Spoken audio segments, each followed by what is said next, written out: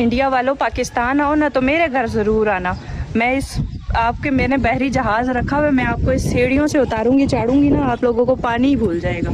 समझ आइए, आप लोग शमशाद घाट पहुंच जाओगे, आप लोग कहोगे कि इतने बुज़दिल हैं हमारे पाकिस्तानी। रोज़ मेरी वीडियो देखते हैं, अल्लाह से तंदुरुस्ती दे, सलामत रखे, सलामत रहें, उनको कुछ नहीं होता, वो बड़े बहादुर हैं। लेकिन इंडिया वालों तुम्हारी तो हवा निकल जाती है। बड़े आए जंग करने वाले, बहुत जंग लगाई हुई है, तो पानी बंद कर देंगे, तो पानी बंद कर देंगे, पानी बंद कर देंगे। तो आडे पानी बंद करने से क्या साड़ी तराइयाँ रुक जाएंगी हैं?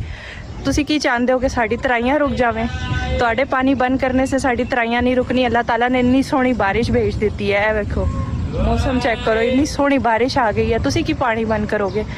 जाके खुद मूँह धो लो उस मूत्र विसर्जन से, जड़ा तुसी गोब मूत खांदे हो ना।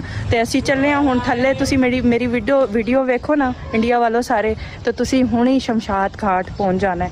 तो मैंने अगर पंजाबी सही बोली है ना तो मैंने कमेंट विच बताना। चलो जी।